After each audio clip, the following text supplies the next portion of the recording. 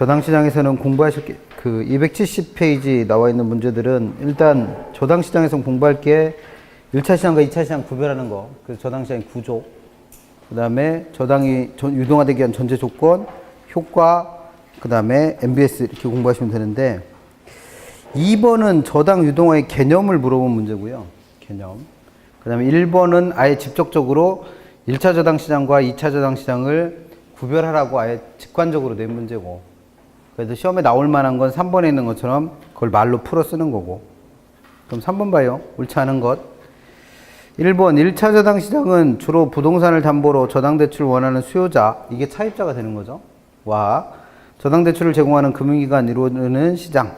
그래서 이걸 주택담보대출시장, 주택자금대출시장이라 부르죠. 그럼 1번은 맞는 표현이고. 2번 주택금융시장은 금융기관이 수취한 예금 등으로 주택담보대출을 제공하는 주택자금시장, 주택자금대출시장과 투자자로부터 자금을 조달하여 주택자금을 대출기관에 공급해주는 주택자금 공급시장, 그리고 뭐 기타 신용보증시장이나 기타의 간접투자시장으로 구분하죠. 그러면 거기 나와 있는, 처음에 나와 있는 거 주택자금 대출시장을 우리는 뭐라 부르는 거? 1차. 그 다음에 주택자금 공급시장을 2차. 3번 부동산 저당담보 채권의 유동화. 그럼 이건 저당 유동화라고 이해하시면 되죠. 저당의 유동화는 1차와 2차 중에 어디서 이루어진다? 2차에서 주로 이루어집니다. 2차. 4번 저당 유동화는 대출자인 금융기관들이 한정된 자원으로 다수의 수요자나 공급자에게 자금을 제공하여 부동산 시장의 활성화에 기여한다. 이거는 이거 효과 얘기한 건데, 효과. 그래서 그 시장 입장에서는, 그러니까 두 번째 차입자 입장에서는 돈을 빌리기가 그만큼 쉬워졌으니까 집을 잘 사고 집을 잘 지음으로써 주택시장이 활성화될 수 있다고 했죠. 그럼 그 이유가 대출자가 처음에 갖고 있었던 돈은 정해져 있잖아요. 그걸 한정된 재원이라고 표현한 거예요. 가지고 있던 돈이 제한되어 있으니까. 그래서 그 한정된 재원으로 얘를 어떻게 했으니까 유동화 시켰으니까 그만큼 돈이 뻥튀기 된 거잖아요.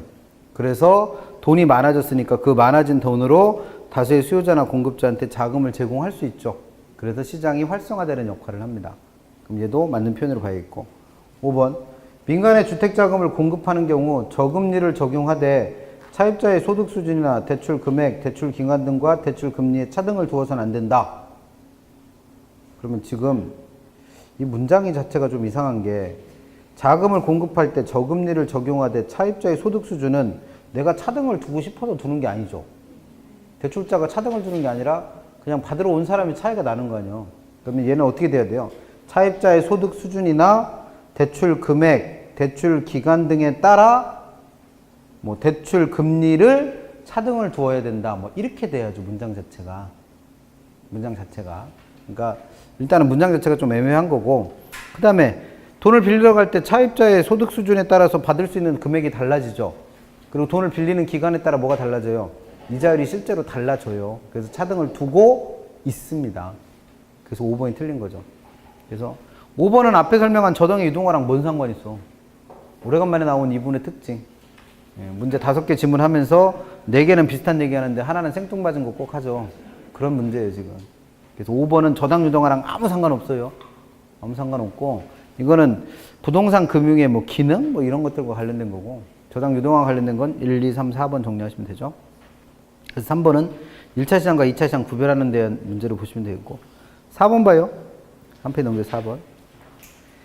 얘는 이제 전제 조건 물은 건데, 틀린 것 1번 저당 대출자인 금융기관은 저당 유동화를 통해 한정된 자원을 잘 활용하여 보다 많은 사람에게 저당 대출을 해줄 수 있다.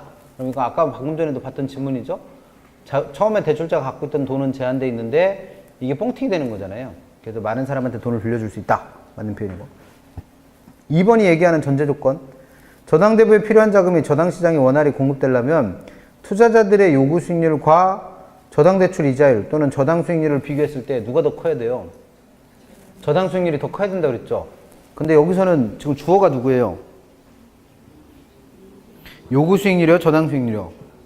저당 수익률이 주어잖아요. 그럼 저당 수익률은 작아야 된다가 아니라 커야 된다가 돼야지. 그래서 2번이 틀렸습니다.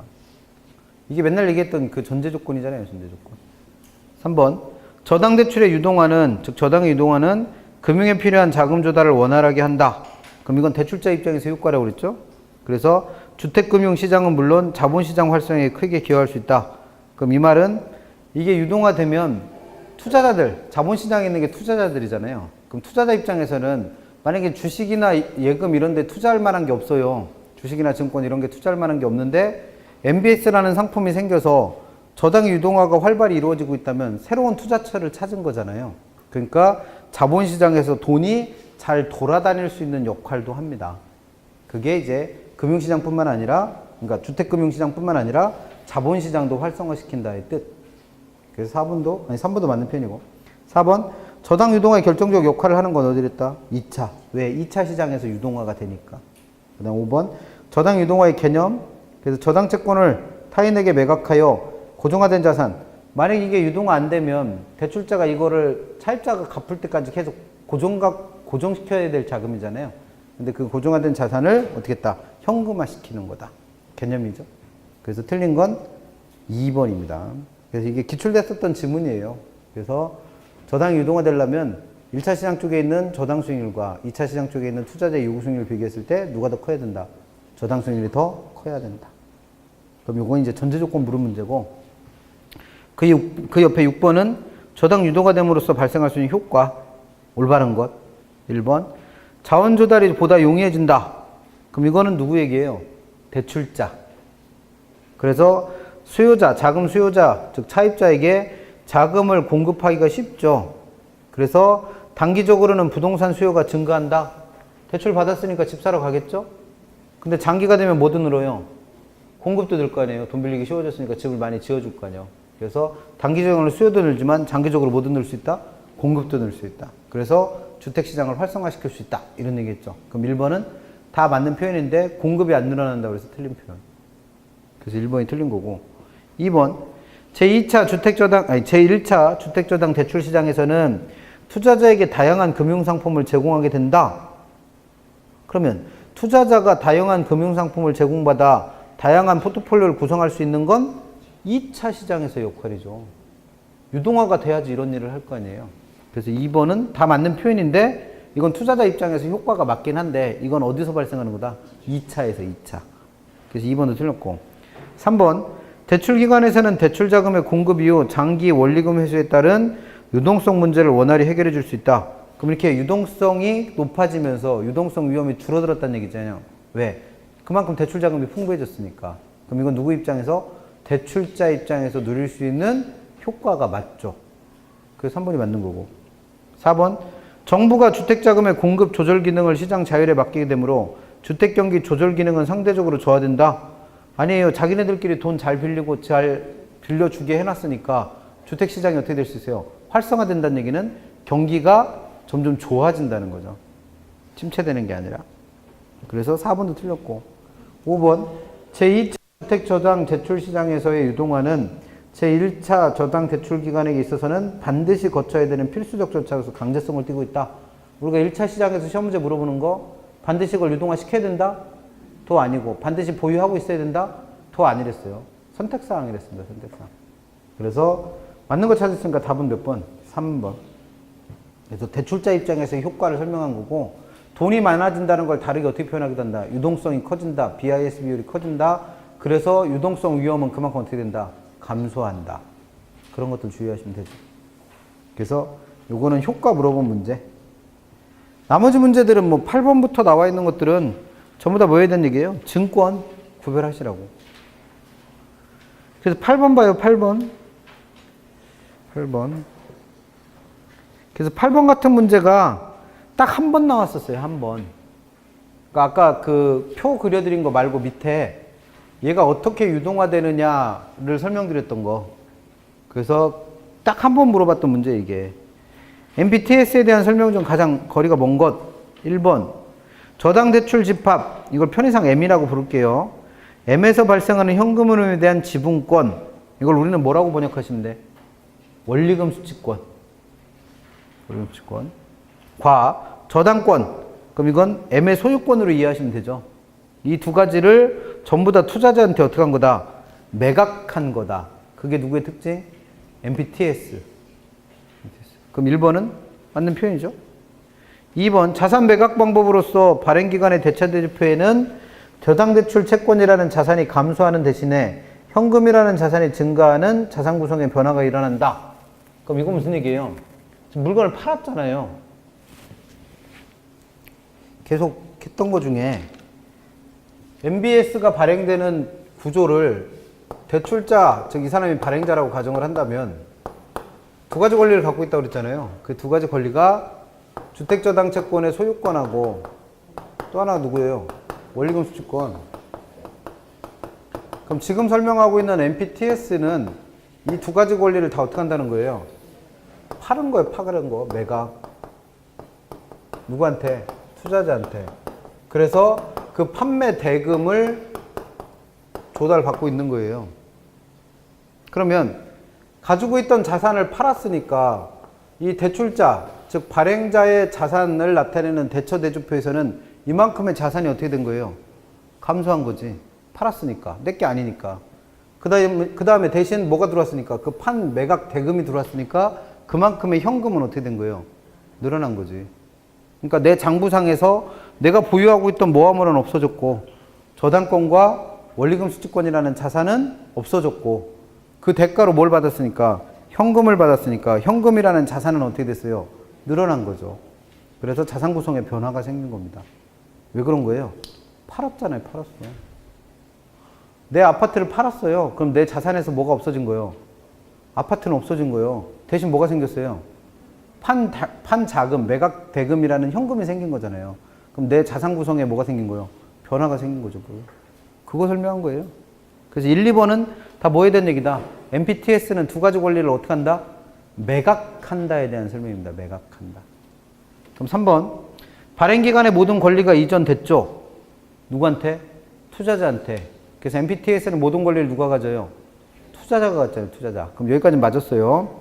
그래서 초과담보의 제공이 필요하며 수금 및 송금 수수료 등을 제하고는 발행기간이 차입자로부터 수령하는 현금 흐름, 이걸 총대부액 뭐 이렇게 설명할까요?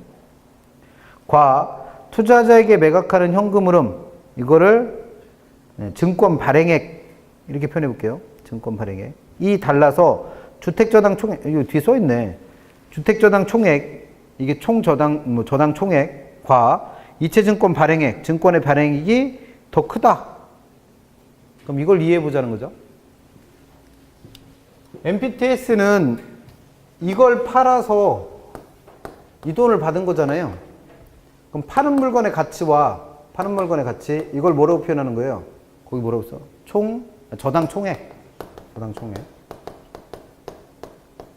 이게 팔아야 될 물건의 가치예요. 이걸 팔아서 뭘 받은 거예요? 돈을 받은 거죠, 돈. 그럼 이 받는 돈을 뭐라고 표현하는 거예요? 증권의 발행액. 발행액. 그럼 물건 팔을 때 둘 중에 누가 더 커야 돼? 물건 팔을 때. 팔을 때는 이 둘의 가치가 어때야 돼요? 같아야지. 물건 안 팔아봤어요? 이게 내가 팔아야 될 집이요. 이걸 팔아서 받는 돈이에요. 그럼 물건 팔을 때는 어떻게 받아? 집 파시면서 초과담보를 제공해갖고, 내 집이 허접하니까 담보로 뭐라도 좀 더 드릴 테니까 집 좀 사주세요. 그렇게 해서 팔아갖고, 집값하고 받는 대금하고 집값이 더 비싼 거요? 안 팔고 말아, 나 같으면. 이러면. 얘는 어떻게 한다는 게 포인트예요. 판다니까? 파는 거예요, 파는 거. 그럼 팔 때 팔아야 될 물건의 가치하고 팔아서 받는 돈의 가치는 어때야 돼? 같아야 될 거 아니에요. 이거 안 같으면 뭐하러 팔어? 손해인데. 근데 여기서 뭐라고 그랬어요? 팔아야 될 물건에 뭘 붙인대? 초과 담보를 붙인대요. 그래서 저당 총액이 증권의 발행액보다 크대요. 그럼 이게 맞아, 틀려? 틀렸다고요. 왜? 팔았으니까 이 두 개는 어떻게 해야 돼요? 같아야 되는 거예요. 같아야 되는 거. 이게 시험에 나왔던 문제예요. 유일하게 딱 하나 물었던 거. 구체적 내용까지 물었던 거. 그래서 맨날 이거 그려드리잖아. 대출자는 두 가지 권리를 갖고 있다. 그래서 그 두 가지 권리를 다 어떻게 한 거다? 팔아먹은 거다. 그럼 팔아먹은 물건의 가격하고 팔아서 받는 돈의 크기는 어때야 돼요? 같아야 된다고. 그래서 파는 물건이 뭐고, 파는 물건의 가치가 저당 총액. 그걸 팔아서 받는 돈이 증권 발행액. 그래서 이 두 개는 어떻다? 같다. 그러니 초과담보 같은 건 필요하다, 필요하지 않다? 필요가 없어요. 뭘 물건 파는데 담보까지 제공하면서 팔어. 내가 뭘 잘못했길래. 집 파시면서 담보까지 제공하면서 팔아야 돼? 그럴 필요 없잖아요. 팔았는데 뭔 담보가 필요해. 그래서 파는 물건의 가치인 저당 총액과 팔아서 받는 돈의 가치인 뭐가? 증권 발행액이 어떻게 돼야 된다는 거예요? 같아져야 돼요. 왜? 팔았으니까. 근데 그 옆에 MBB 봐요. MBB.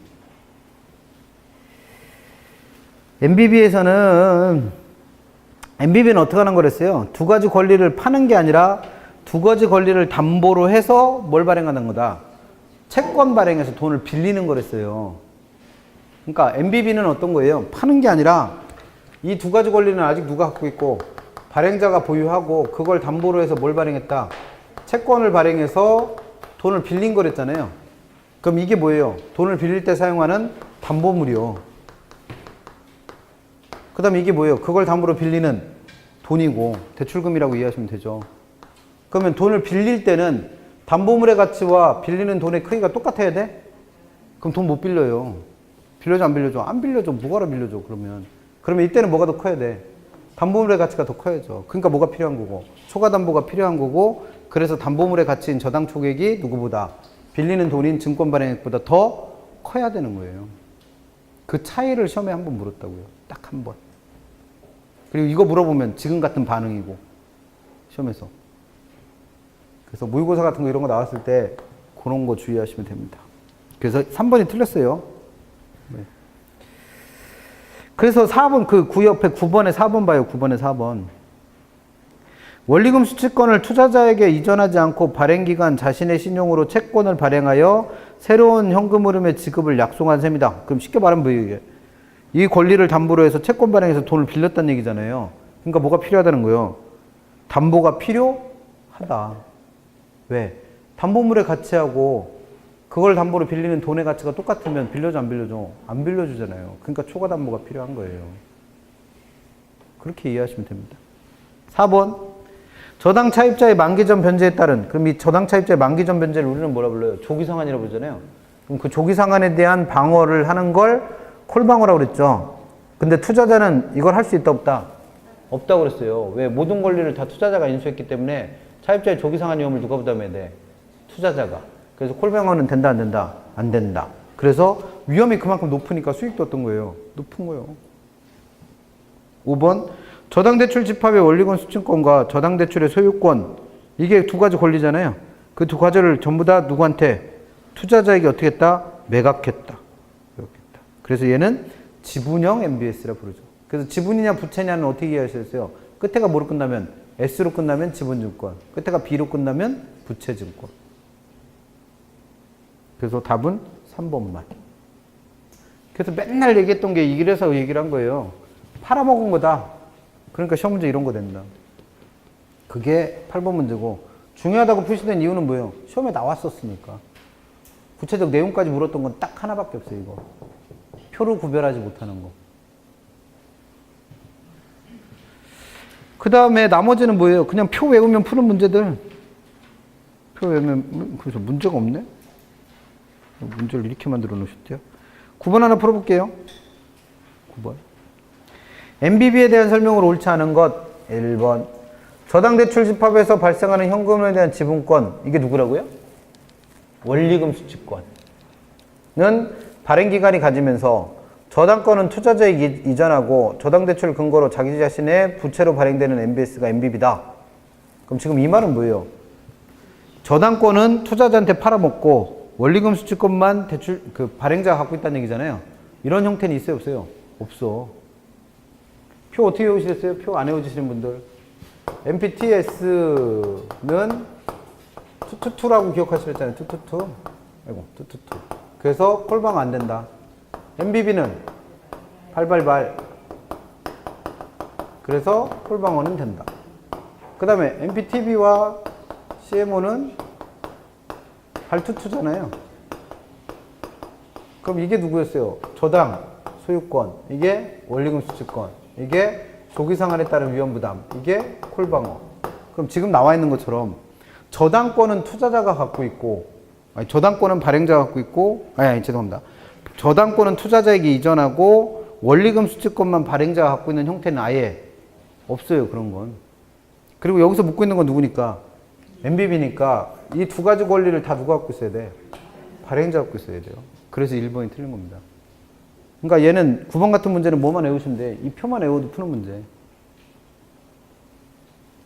그 다음에 2번 발행기관의 대차대조표에는 채권 발행액만큼의 뭐가 생긴 거다? 부채. 왜? 돈 빌렸잖아요. 그러니까 부채가 늘어난 거지. 자산의 변화가. 그 다음에 3번 증권 발행의 근거로 볼 수 있는 저당 대출 채권. 이게 M이잖아요. M. 그럼 M은 누가 갖고 있어요? M. 발행자. 그러니까 발행자의 자산으로 아직 존속하고 있는 거죠. 그러니까 내 자산에는 변화가 없고 뭐만 한 거예요? 빚만 늘어난 거예요. 빚만. 얘는 거꾸로죠. 팔았으니까 내 자산이 없어지고 대신 뭐가 생긴 거예요? 현금이. 그러니까 결국 물어보고 싶은 건 뭐예요? MPTS는 뭐 한 거다? 파는 거. MBB는 뭐다? 담보로 돈을 빌린 거. 그거 물어보고 싶은 거예요, 지금. 그래서 그렇게 기억하시라고 하는 거고. 4번 원리금 수취권을 투자자한테 이전하지 않고 발행기관 자신의 신용으로 채권을 발행하죠. 그렇잖아요. 원리금 수취권도 누가 갖고 있어요? 발행자가.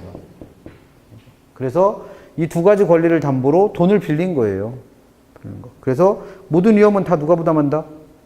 발행자. 그러니까 뭐가 필요한 거예요? 초과 담보가. 그 다음에 5번 주택저당 총액보다 저당 발행액이 더 작다.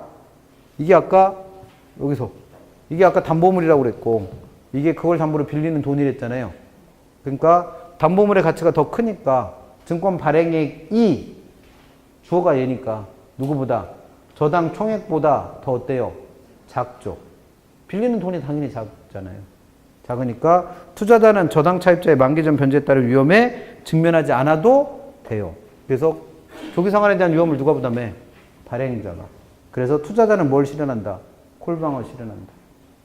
그러니까 얘는 뭐만 알아도 표 내용만 알아도 풀잖아요.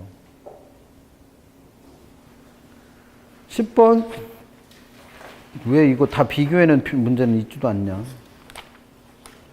10번은 다계층 채권 CMO. 그래서 제일 중요한 건 1번이에요. 1번. 저당 채권의 총 발행액을 여러 개의 그룹으로 나눈다. 그렇게 나눠진 그룹을 뭐라 불러요? 트렌치. 그래서 트렌치마다 이자율이 서로 어떻다? 다르다. 그래서 만기가 다르니까 원금이 지급되는 순서도 다르다.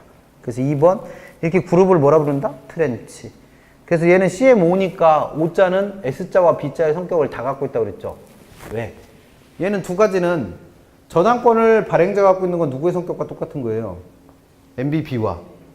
그 다음에 원리금 수취권을 투자자한테 넘기는 건 누구랑 성격이 똑같아요? MPTS와. 그래서 지분형 증권과 부채형 증권의 두 가지 성질을 다 갖고 있는 거죠. 그 다음에 4번 Z트렌치는 제일 트렌치의 만기가 긴 걸 말해요. 이자도 제일 많은 거. 그러니까 이게 만약에 개라고 이해한다면 말번으로 돈 타는 사람. 그게 Z트렌치예요. 그럼 얘는 기간 중에 원금과 이자를 한 푼도 지급받지 않았다가 만기 때 한 방에 받으니까 그만큼 이자가 제일 많죠. 그래서 개돈 탈 때 맨 마지막에 타는 사람이 돈 제일 많이 가져가잖아요. 그게 왜 그런 거예요? 그 중간에 여러 가지 위험들이 있잖아요. 개주가 돈 들고 날릴 수도 있고 개원들이 돈 안 낼 수도 있고 뭐 이런 위험을 다 부담해야 되니까 그만큼 이자율 수익률이 높아지는 거죠. 뭐. 그 얘기를 한 거고. 5번 각 트렌치별로 이자율은 서로 다르다고 그랬죠? 근데 거기에는 반드시 고정이자율만 적용된다? 그럼 보장이 없지. 고정이자일 수도 있고 변동이자일 수도 있고. 그래서 문제 자체가 썩 좋은 건 아닌데 기억하실 건 누구? 1번은 꼭 기억하세요. 개념이니까. 그래서 여기까지가 MBS의 종류라고 해서 물어봤던 문제입니다. 꼴랑 3개밖에 없는데 제일 많이 묻는 형태는 아까 말씀드린 요 표를 가지고 물어보는 문제의 형태가 제일 많이 출제되고 그 다음에 딱 한 번 물었던 게 뭐예요? MPTS와 MBP가 어떻게 다른가? 매각하는 거냐, 그걸 담보로 돈을 빌리는 거냐의 차이점 이해할 수 있는가를 물어봤던 문제가 하나가 있고. 그래서 그렇게 두 가지 형태로 물어보는 문제들이에요. 나머지는 이제 뭐 한국주택금융공사에 대한 얘기죠. 11번 한국주택금융공사의 업무에 해당하지 않는 것. 1번 보금자리론과 같은 적격대출 공급하고 주택보증 공급 업무한다. 보증수죠. 그 다음에 주택연금을 실제로 지급한다. 이건 어디서 한다고 그랬어요? 은행에서. 얘가 하는 일은 지급, 보증. 그 다음에 MBB나 MBS와 같은 증권을 발행한다. 그래서 틀린 거 몇 번? 3번. 그러니까 이렇게도 문제 물어봤을 때 당하지 마시라는 거예요. 주택연금을 실제로 지급하는 건 은행. 공사가 하는 역할은 지급보증. 12번. 한국주택금융공사에 관한 설명 중 바르지 못한 것. 1번은 뭐 그냥 읽어보시면 될 것 같고. 2번. 무주택자가 금리 변동 없이 안정적인 대출금 상환이 가능한 10년 이상. 왜? 보금자리로는 제일 짧은 게 몇 년? 10년, 15년, 20년, 30년이 대출 기간이잖아요. 그래서 무조건 10년 이상의 장기 고정금리 원리금 균등분할 방식의 보금자리론을 공급한다. 맞는 표현이고. 3번. 금융기관으로부터 주택저당 채권을 양도받아 이를 기초로 MBS나 MBB와 같은 증권을 발행한다고 그랬죠? 그럼 여기까지 맞았는데 이 MBS나 MBB의 성격이 CMO의 성격이라고 볼 수는 없다. 문제를 이렇게 내면 이 MBS와 MBB에 투자를 한번 해봤어야 돼. 아니면 하다못해 홈페이지라도 한번 들어가 봤어야 돼요. 그래서 한국주택금융공사에서 발행하는 MBS와 MBB는 이거를 뭐 예를 들어서 번호를 붙여놔요. MBS 몇 호, 뭐 2016년 몇 호 이렇게 해놓고 걔네들을 채권을 다 쪼개요. 그래서 뭐 1-1호, 1-2, 1-3 뭐 이런 식으로 해서 쭉 쪼개갖고 그거마다 이자율이 다르게 발행되고 있습니다. 그러니까 얘는 누구의 성격과 비슷하다? CMO의 성격과 비슷해요. 그럼 한국주택금융공사는 CMO를 발행하는 거다?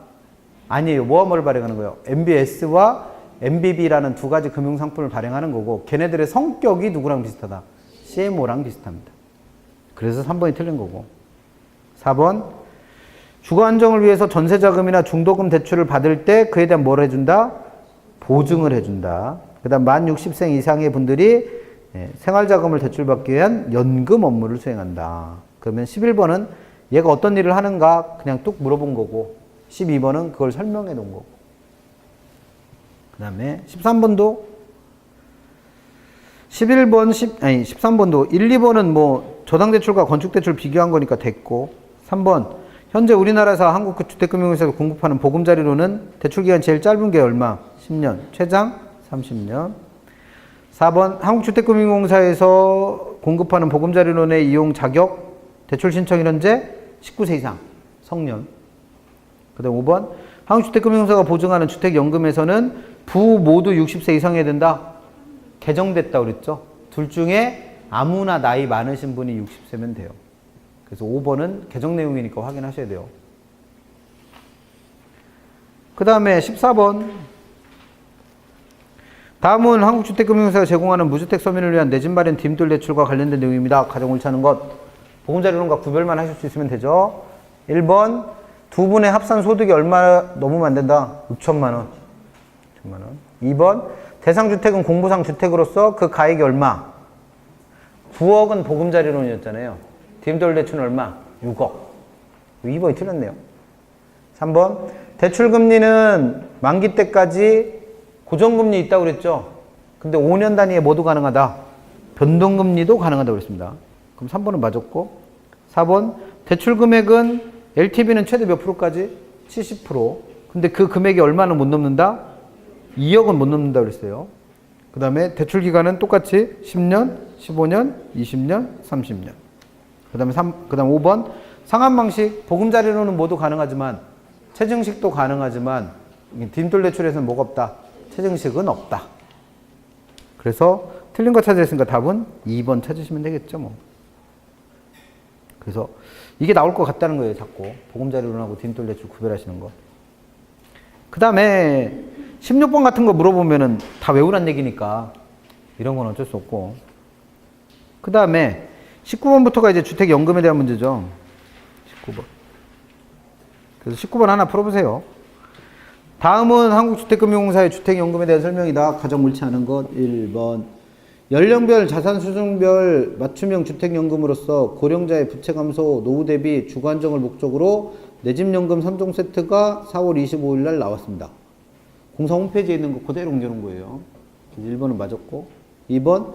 그 3종 세트에는 주택담보대출 상환용 주택연금과 주택연금 사전 예약 보금자리론, 그러니까 보금자리론은 연계형 연금, 그 다음에 우대형이라고 하는 세 가지가 있다고 그랬죠?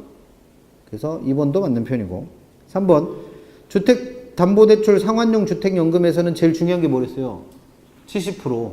그래서 일시불로 받을 수 있는 돈이 원래는 50%인데 여기서는 몇 프로까지 가능하다? 70%. 4번 주택연금 사전예약 보금자리론, 그러니까 보금자리론 연계형의 경우에는 몇 세 이상인 분은 40세 이상의 분이 보금자리론 신청하면서 주택연금에 사전계약을 해서 몇 세가 되면 60세가 되면 이게 주택연금으로 전환되게 하는 상품을 말했죠. 그래서 여기서 제일 중요한 건 40세. 그 다음에 5번 우대형 주택연금의 경우에는 주택가격 얼마 이하? 1억 5천. 중요한 게 1억 5천이랬잖아요. 그리고 1억 5천 이하의 주택을 담보로 할 때 몇 프로 더 준다? 15%. 이렇게 물어보는 문제가 아마 나올 것 같아요. 그래서 3개 기억하실 때 주택담보대출 상환연금은 70% 기억하시고 보금자리론 연계형은 40세 기억하시고 우대형은 1.5억 15% 기억하시자는 거죠. 나머지는 원래부터 있던 제도니까 필요한 것들 잘 외우시면 되고 그 정도 보시면 되겠습니다. 그 다음에 22번부터는 부동산 투자해서법 문제죠. 22번.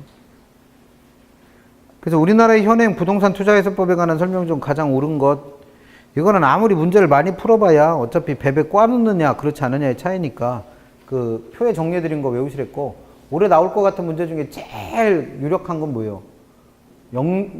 영업인가받아야 되래와 등록해야 되래 구별하시는 거. 근데 그걸 잘 안 물어보대 문제에서. 21번 봅니다. 가장 옳은 걸 찾으래요. 1번 영업인가 후 기간에 제한 없이 주식 총수 30%를 일반의 청약에 제공해야 된다. 그럼 이건 공모요건이잖아요. 그럼 공모요건에서는 기억하실 거 30%도 중요하지만 뭐예요? 공모 의무 기간. 그래서 기간 제한이 없는 게 아니라 몇 년? 2년. 그래서 영업인가를 받은 이후에 몇 년 이내에 2년 이내에 발행되는 주식에 대해서는 몇 프로 이상? 30% 이상을 의무적으로 뭐 해야 된다? 일반의 청약에 제공해야 된다. 그래서 1번은 그게 틀렸고, 뒤에도 봐요. 1인이 소유할 수 있는 주식의 한도는 자기관리 리츠는 몇 프로까지? 30%, 위탁관리 리츠는 40%. 그럼 뒤에는 맞았죠? 1번은 어디가 틀린 거예요? 기간 제한 없이가 아니라 공모 의무 기간을 몇 년으로? 2년으로 설정해 놨죠.